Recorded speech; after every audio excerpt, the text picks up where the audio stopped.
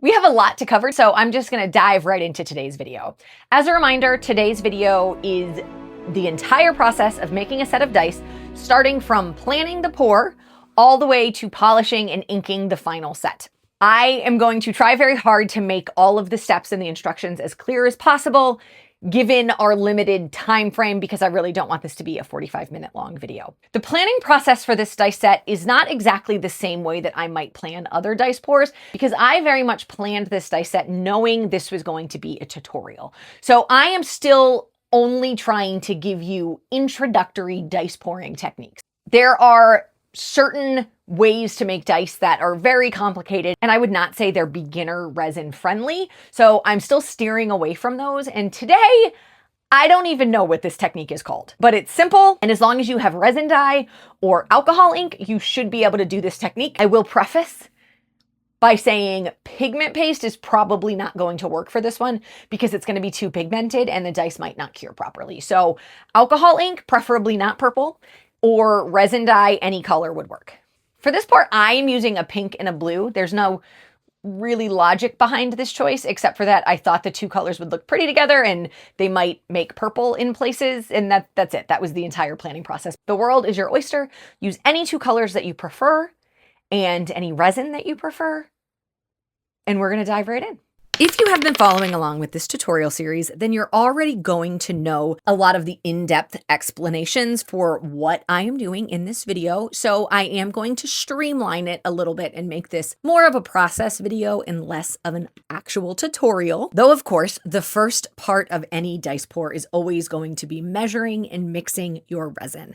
It is very important to get a nice, clean measurement so that you get a proper cure, and you also want to make sure that you are mixing well for the exact same reason. So mixing well is always going to include scraping the sides, scraping the bottom, and making sure the resin is fully mixed. This does take about 4 minutes, and essentially you're just going to mix until you've gone through the strands, there's no more cloudiness, and the resin is completely clear. Once you get to that step, you're ready to go. This is a really simple dice making technique, but it always gives outstanding results. So I'm really excited to share this one with you, and all you're going to need is a couple of different colors of alcohol ink or resin dye. I am using resin dye in this tutorial because I have an aversion to alcohol ink.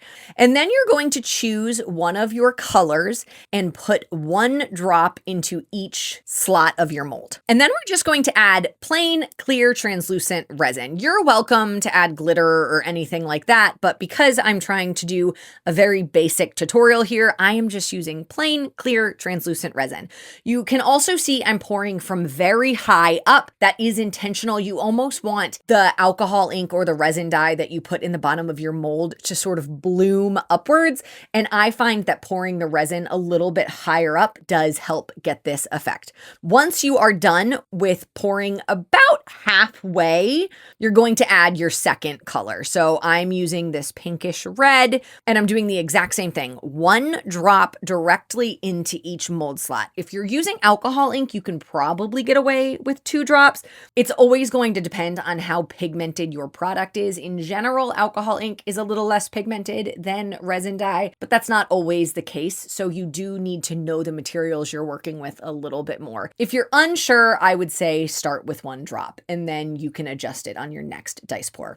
Then we are going to fill up the mold the rest of the way. So we already filled it halfway. We're basically going to do another half. And again, I am pouring nice and high. We want to try to make that second color bloom and rise up in the same way that that first color did. I am adding just a little swirl. I usually use a toothpick, but I'm out of them, so I have this really thin dowel, and I'm just giving a gentle stir to kind of swirl those 2 colors. I'm not doing anything more than that. I don't want these to be fully mixed or blended together. It's just 1 simple swirl in each mold slot, and then I'm going going to top it off with a little bit more clear resin. I always overfill my molds. You want essentially there to be almost a dome of resin on the top of each slot. Next, we're going to pop any possible surface bubbles that we have with a lighter. Word to the wise, if you used alcohol ink, be careful with this step because since the alcohol ink will not have been mixed into the resin and it's just going to be sitting on top, it is actually possible that it could light on fire.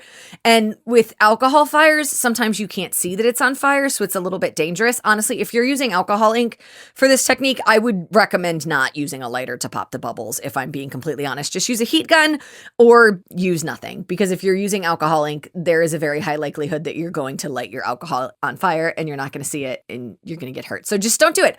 And I'm speaking from experience because I've done it. I do know what I'm talking about. Finally, I'm going to add a little bit more clear translucent resin on the top of the mold. I probably don't need to do this. I overfill my molds probably sufficiently, but I am incredibly paranoid about ruining sets of dice because of big voids. So I just use too much resin. It's just what I do.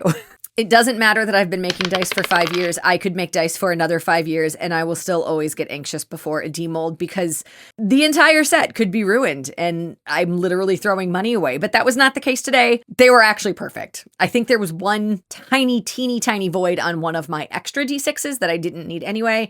And that was it. Otherwise, this set is basically flawless, which was really exciting. I always start by removing that thin layer of flashing or excess resin. And then from there, start pulling out the dice. So this is definitely true of basically all styles of dice. This style in particular is always really interesting to demold because you never really know what you're going to get.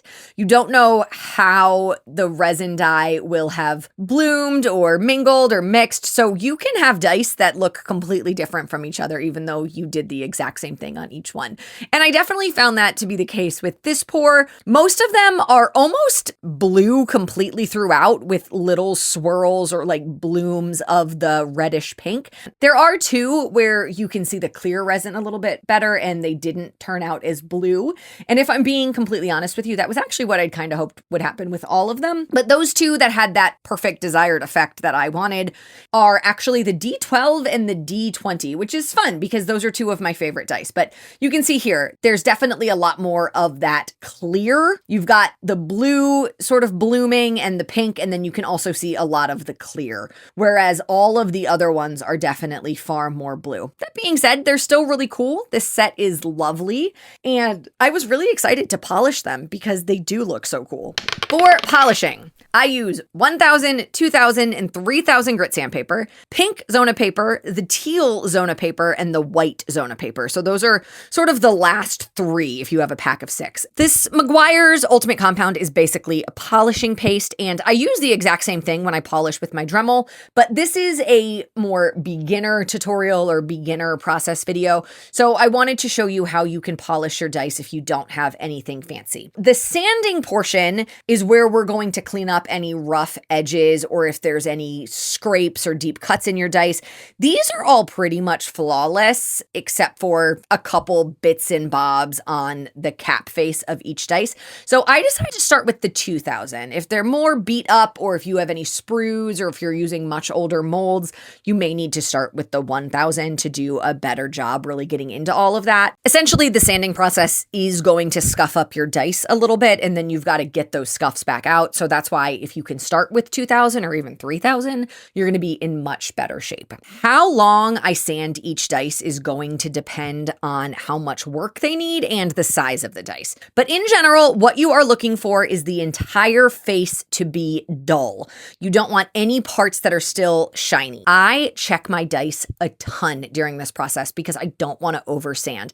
Even somebody who's been doing this for 5 years, I check my dice constantly at this phase.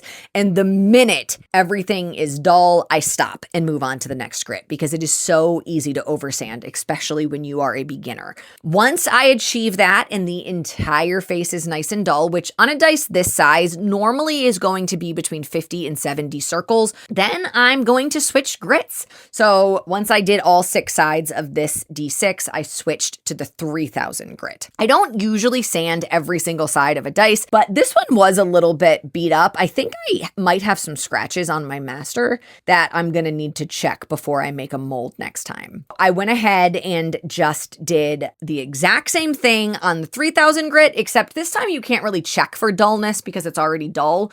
So for me, I'm normally going to count between 60 and 80. And when I think it looks good, I'm just going to move on. If it took between 50 and 70 circles for the 2000 grit, then between 60 and 80 is a good bet for the next step up. Once that is complete, we are going to switch to the pink Zona paper. The pink Zona paper is where we are going to undo a lot of the damage that we did with the sandpaper. So any micro scratches that we may have put into this dice, the pink is going to begin to remove. So this is a really important step and you don't want to skip it. I'm going to do about 100 circles on each side. And when I am done, I just move on to the next one. I become a little bit like a robot when I'm sanding. I'm counting, I'm double checking, and then I'm just moving on, usually doing this with an audiobook in my ears. The fun really begins when we get to the teal Zona paper. This is the first real polishing paper, and we are going to add polishing paste instead of water to this step. Again, I am going for about 100 circles on each face, but this one you will be able to see a difference finally because they're gonna start to look polished. So you do 100 circles, double check it, make sure it's all polished and there's nothing dull, and then you're just gonna move on to the next face. So here you see I am checking the entire die for polish and it looks really good. So I am going to be moving on to the final Zona paper, which is the white or cream or ivory or whatever you want to call it, to do the final polishing pass. And again, I am just going to use polishing paste and do about 100 circles, 110, 120. At this point, we can't really oversand anymore because we're just polishing. So you can go until it looks good to you. And it is still possible that you're still going to have micro scratches. I know some incredibly talented dice makers who do beautiful polishing, and sometimes you still just get some micro scratches. So it's going to happen. You're going to have to determine what polish is good enough for you because it's nearly impossible to achieve perfection with a handmade product like this. So you go until you think it looks incredible. And that's what I did. I definitely got to a point to where I was like, wow, look at that shine. I did that. And then you move on. I like to immediately remove the polishing paste from my numbers. I just find it's a lot easier to get it out if you do it immediately. And we recently installed a new faucet in our kitchen sink that just absolutely blasts that polishing paste out. And I love it. It makes this a breeze. It gets done so quickly. And then look, all clean. I dried it a little bit, but here you can see me sort of blasting this with some of my kitchen light to show you. There's still some micro scratches, but all in all, this is actually a really good polish. This is one of the better polishes I've achieved in a while. Next up is the inking step. I wait for the dice to be completely dry. I actually did this the next day. And I am just using some Folklore metallic silver. I wanted to choose an ink that was readily available. You should be able to find Folklore ink at pretty much any craft store in the country. I don't know about other countries, but certainly in America. And Folklore is also really affordable. So this is a really nice, affordable option. They have a multitude of colors and finishes. This is a metallic finish. In general, that is my preference. I don't love the look of matte numbers. With the exception of matte black, I honestly don't use matte ink a lot in my dice. And I chose silver. I don't know why. I thought white or silver was going to look the best. And I'm going to be honest with you. I thought white was going to look a little too much I Love America for my taste right now. So I chose silver. And that was it. That was the entire process, is I didn't want these dice to be red, white, and blue. So they are red, white, and silver. And I'm not mad about it. I actually think the silver looks really good. They're very readable, which is one of the main things I look for when I'm choosing an ink color. Obviously, I want to match the vibes of the dice, but I do also want to make sure that they're not going to be overly complicated to read when you are rolling them in a game, because that's always very inconvenient. Here they are, all inked up, but as you may be able to tell, there's ink everywhere. I'm a messy inker. So the next morning, I am going to go back and get the excess ink off of these dice. I like to wait until the next morning because if they're still too wet, you may end up pulling some of that ink out of the numbers when you are removing the ink, and that's no fun because then you just have to ink them again. I am using some diluted LA Awesome and just a paper towel to remove the excess ink, and it comes right off if you don't wait too long. I have found, particularly with silver for some reason, that if you wait too long, long, it is a lot harder to get that excess ink off. So I would recommend doing it within 12 hours, certainly no more than 24. Here I'm showing you a different technique that you can use for removing the ink, and that is to use a Q-tip and some diluted LA Awesome. This is what I used to do when I was a beginner. Now I'm lazy and find a paper towel works just as well. But I do think that the Q-tip method is a little bit more precise. I forgot to mention, if you can't find LA Awesome, you can also use Windex for this step. I think LA Awesome give the dice a little bit more shine than Windex, but that could be in my head. I used Windex for many years, so if you can't find LA Awesome, do not fear. Windex is just fine. And that's it. That's the final step. Once you have removed the excess ink, you have dice, and they're finished, and they're beautiful and lovely, and you can take them outside in the sunlight and take glamour shots of them like I do. I was actually really grateful that we got a little bit of sunshine today in Pittsburgh so I could film these for you, because look at how pretty they look. I love that in certain light, they do look a bit purple. That was what I was hoping to achieve when I chose the blue and the pink. But then, of course, in certain light, they just look blue and pink, or even a little bit red. I think this effect is super cool. I think that it always makes the dice look really impressive, but it's actually such an easy beginner technique to master. If you liked this video, please click like. If you want to see more videos like this in the future, please click subscribe. We are essentially at the end of our beginning dice making tutorial. Next week, I'm going to be sharing something a little bit more special with you, and then we're going to start moving on to some more intermediate pours. We're going to talk about masters. We're going to do some mold making, and I'm really excited for you all to continue on this dice making journey with me. Please let me know if there's anything specific that you want to see, or if you need clarification on anything I've covered. I will be back next week with the most special dice pour that I do every single year. And if you've been here for a few years, then you might already know what I'm talking about. I'll see you then.